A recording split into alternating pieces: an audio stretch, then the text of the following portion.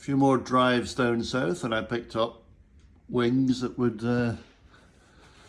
fit, brought them back, started to have a look at how the whole thing would fit together, and then began to realise that not everything was as it seemed. The door gaps were a bit of a problem. This door clearly was one of the originals and not too bad a fit, but a bit of a gap there and a slight forward lean on the A-post cover, not exactly a 90-degree angle.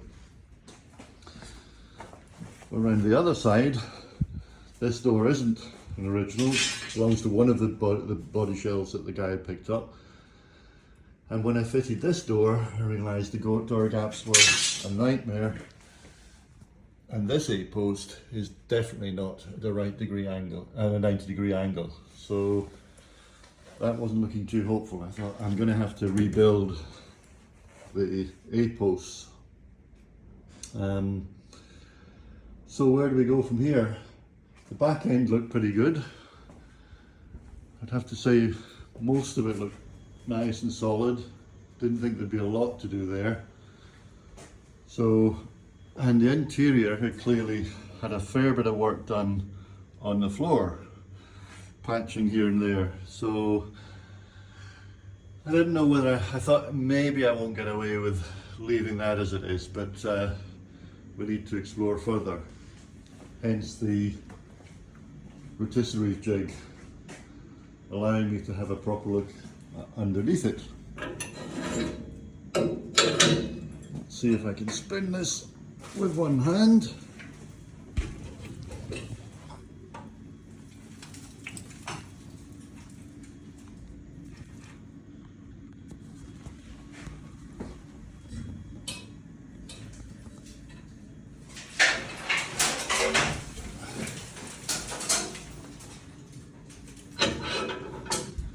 There we go, apologies for the wonky video.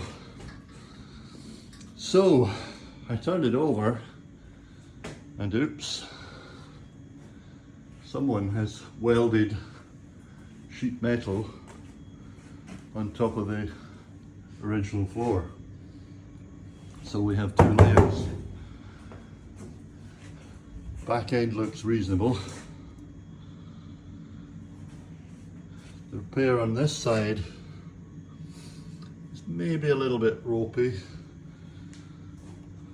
The hangers are not far from perfect, but this part is presumably original.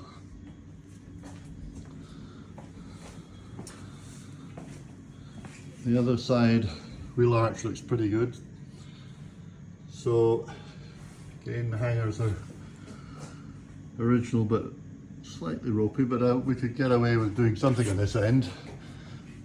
So my sense is that the first guy who was rebuilding this car probably restored the back end and did a pretty good job. Then for some reason decided to stop, and the second guy that got it seems to have been a bit more haphazard about his approach. Happy just to patch it up. I've had a look inside and the original floor is there, but it's certainly got rust on it. So anyway, so that's where we are. A warning to anyone buying one of these to do up. All is never what it seems with 50-year-old cars. So where am I now? Well, I'm still going to try and restore this thing, but it's clearly going to be a much bigger project than I thought.